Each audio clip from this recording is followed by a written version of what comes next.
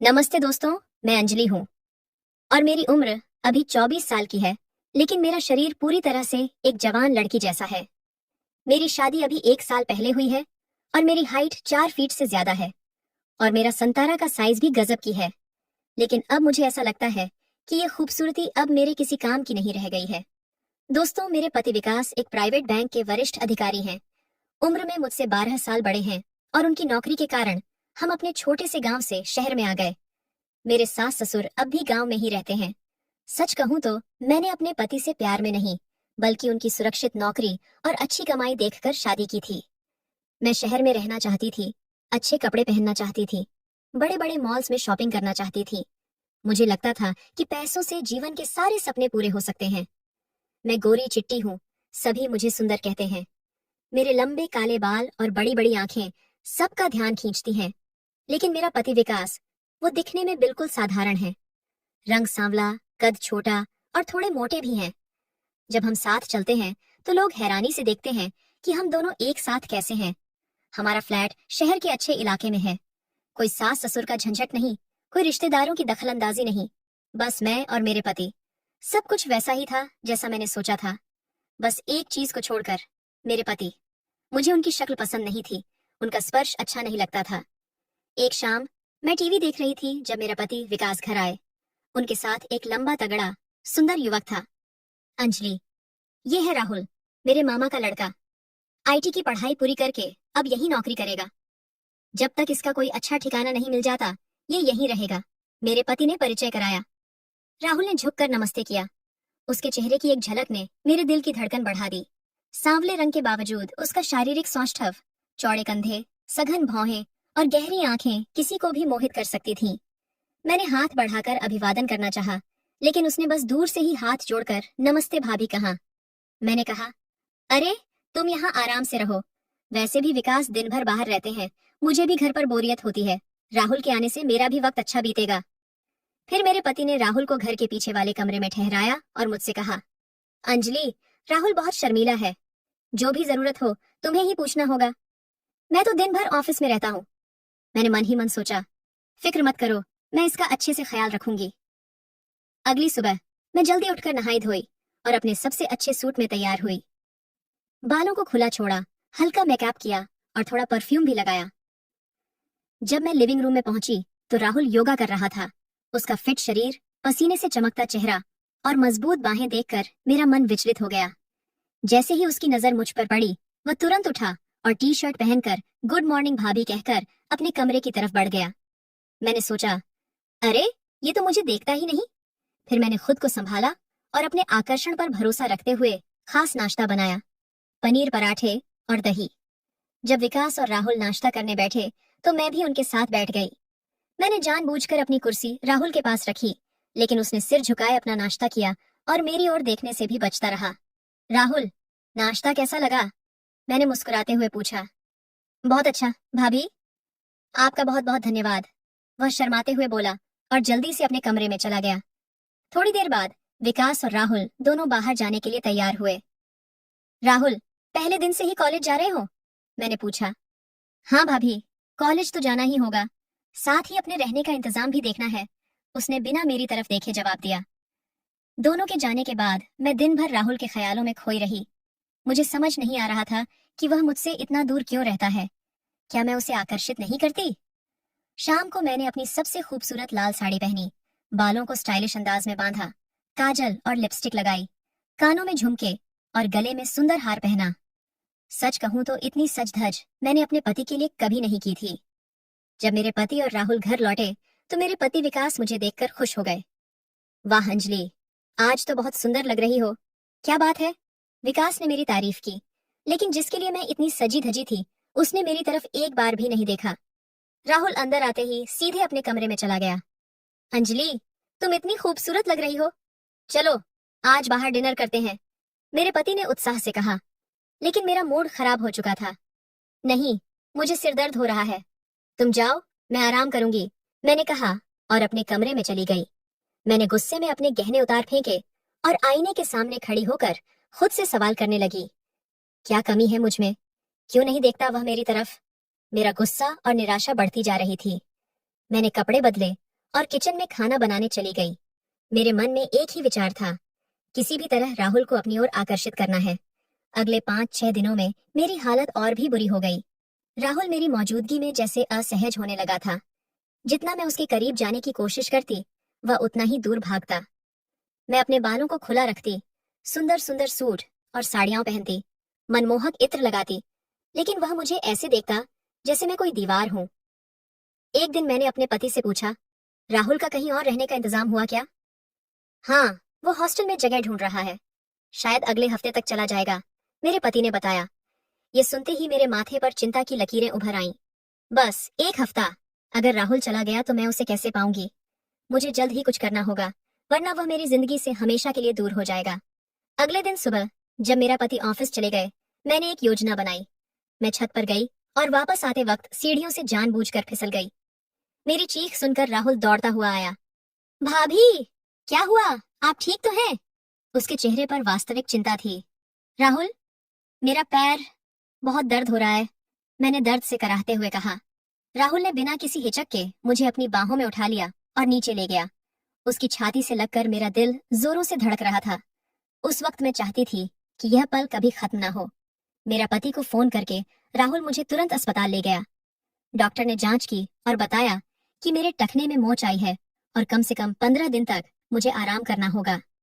टखने पर प्लास्टर करना होगा और आपको बिस्तर पर आराम करना होगा, डॉक्टर ने कहा। घर लौटने पर मेरा पति चिंतित था। अब मैं तुम्हारी देखभाल कैसे करूंगा? मैं तो दिन भर ऑफिस में रहता हूँ। राहुल ने तुरंत कहा, भैया, आप चिंता मत करिए, मैं यहीं रहकर भाभी की देखभाल कर लूंगा। लेकिन तेरा कॉलेज? मेरे पति ने पूछा। कोई बात नहीं, सेमेस्टर अभी शुरू ही हुआ है, कुछ दिन छोड़ दूंगा। भाभी की सेहत ज्यादा जरूरी है, राहुल ने कहा। मेरे चेहरे पर मुस्कान आ गई। मेरी योजना काम कर गई थी।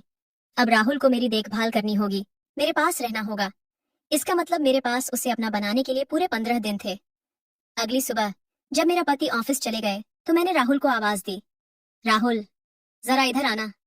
वह मेरे कमरे के दरवाजे पर खड़ा हो गया, अंदर आने से कतराता हुआ। क्या हुआ भाभी?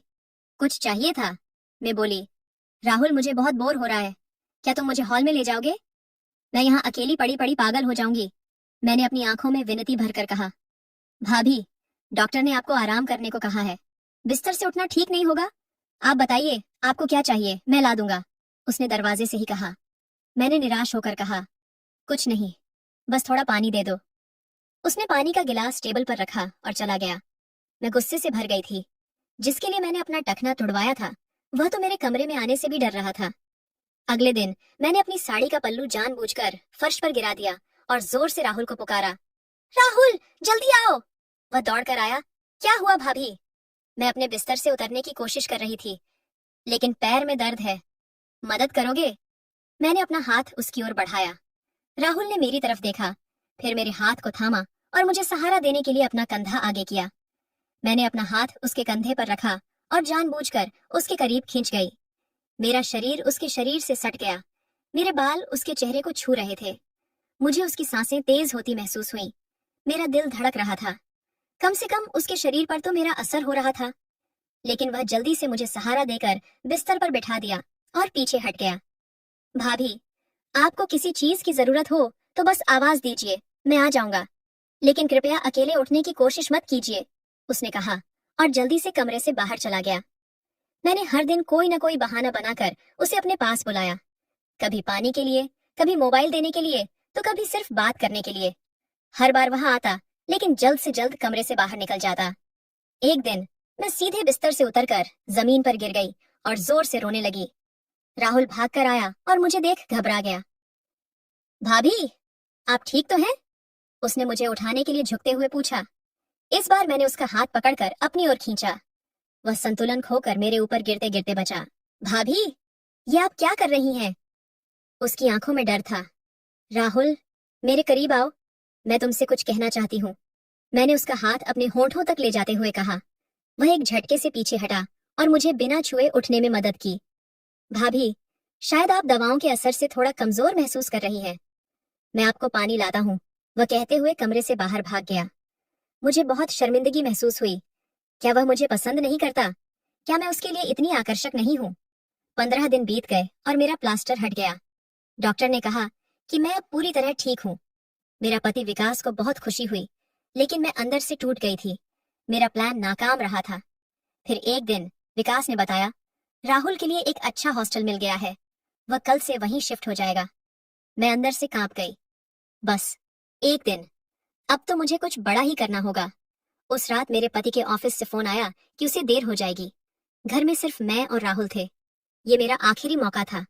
मैंने अपना सबसे आकर्षक नाइट सूट पहना, जो मेरे शरीर की हर लकीर को उभारता था। बालों को खुला छोड़ा और इत्र लगाया। फिर राहुल के कमरे का दरवाजा खटखटाया।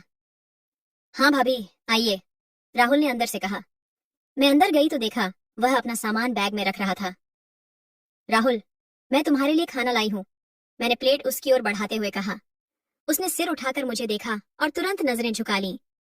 भाभी, प्लेट वहीं टेबल पर रख दीजिए, मैं थोड़ी देर में खा लूंगा, उसने बिना मेरी तरफ देखे कहा। अरे, अब क्या पैक कर रहे हो? इतनी जल्दी क्या है? कुछ दिन और रुक जाओ, मैंने उसके करीब जाते हुए कहा। नहीं भाभी, कल मेरा कॉलेज शुरू हो रहा है और हॉस्टल में जगह भी मिल गई है, उसने मुझसे दूर खिसकते हुए कहा। मैंने जानबूझकर खाने की प्लेट गिरा दी। अरे, माफ करना, मैंने झुकते हुए कहा और पास जाकर उसका हाथ पकड़ लिया। राहुल, तुम नहीं समझते, मैंने उसकी आंखों में देखते हुए कहा। राहुल ने अपना हाथ छुड़ाया और कुछ कदम पीछे हट गया। भाभी, प्लीज ऐसा मत कीजिए, भैया के प्रति मेरी बहुत इज्जत है, मैं कल सुबह ही यहाँ से चला जाऊंगा, उसने दृढ़ता से कहा। मुझे इतनी शर्मिंदगी महसूस हुई कि मैं वहां से भागकर अपने कमरे में गई और दरवाजा बंद करके जोर जोर से रोने लगी। इतने प्रयासों के बावजूद मैं उसे नहीं पा सकी थी। वह मेरी जिंदगी से जा रहा था, लेकिन मैं हार मानने वाली नहीं थी। मेरे दिमाग में एक नई योजना आ रही थी। उस रात मैं करवटें बदलती रही। राहुल के कठोर शब्द मेरे कानों में गूंज रहे थे। सुबह जब आंख खुली तो मेरा पति पहले ही उठ चुके थे और सूटकेस पैक कर रहे थे। अरे, उठ गई तुम? मैं तुम्हें बिना जगाए तैयारी कर रहा था, विकास ने मुस्कुराते हुए कहा। मैंने आंखें मलते हुए पूछा, कहाँ जा रहे हो? मुझे अचानक बैंक के काम से मुंबई जाना पड़ रहा है। 2-3 दिन लगेंगे, मैंने तुम्हें बताया था, याद नहीं? मेरा दिल जोर से धड़का। मेरे पति के जाने का मतलब था घर में सिर्फ मैं और राहुल। मेरे लिए यह एक आखिरी मौका था। तुम्हारा पैर अब ठीक है, फिर भी ज्यादा भाग दौड़ मत करना। राहुल है ना, कुछ भी चाहिए हो तो उससे कह देना, विकास ने मेरे माथे पर प्यार से हाथ फेरते हुए कहा। मैं सिर्फ मुस्कुरा दी। मेरे दिमाग में तो राहुल के साथ बिताए जाने वाले समय की योजनाएं बनने लगी थीं। मेरे पति बाहर जाकर राहुल से बात करने लगा। मैंने कान लगाकर सुना। राहुल, मैं 2-3 दिन के लिए बाहर जा रहा हूँ, अंजलि का ख्याल रखना, विकास कह रहा था। भैया, अगर आपको कोई ऐतराज ना हो तो मैं कल ही हॉस्टल शिफ्ट हो जाऊंगा, वहां कमरा मिल गया है, राहुल ने कहा। मेरी सांसें रुक गईं। राहुल कल ही जाना चाहता था। क्या हुआ, सब ठीक तो है ना? यहाँ कोई दिक्कत है क्या? विकास ने पूछा। नहीं भैया, ऐसी कोई बात नहीं है, बस मेरी क्लासेस शुरू हो गई हैं और हॉस्टल कॉलेज के पास है, राहुल ने झूठ बोला। ठीक है, तू जाना चाहता है तो जा, लेकिन आज मैं नहीं हूं तो कम से कम आज अंजलि का ख्याल रख लेना, विकास ने कहा। विकास के जाने के बाद मैंने अपने सबसे अच्छे कपड़े पहने, बालों को संवारा और हल्का मेकअप किया। मेरे पास अब सिर्फ एक ही दिन था। मैंने राहुल को आवाज दी। हाँ भाभी, कुछ चाहिए था? उसने दरवाजे से ही पूछा। राहुल, अंदर आओ, मुझे तुमसे कुछ बात करनी है, मैंने गंभीर आवाज में कहा। राहुल हिचकिचाते हुए अंदर आया, लेकिन दरवाजे के पास ही खड़ा रहा। सुनिए राहुल, मैं सीधे मुद्दे पर आती हूँ, मैंने अपनी आवाज में आत्मविश्वास भरकर कहा। मैंने कहा, राहुल मेरी तरफ देखो, मेरी आंखों में देखो और बताओ मुझ में क्या कमी है। मैं इतनी सुंदर हूँ, शरीर से पूरी तरह भरी हूँ, तुम्हें जो कुछ भी चाहिए मैं तुम्हें देने के लिए तैयार हूँ। फिर तुम्हारी दिक्कत क्या है? राहुल, मुझे तुमसे प्यार हो गया है। राहुल के चेहरे का रंग उड़ गया। उसने नजरें नीचे कर लीं। भाभी, ऐसी बातें मत कीजिए, मैं भैया का बहुत सम्मान करता हूँ।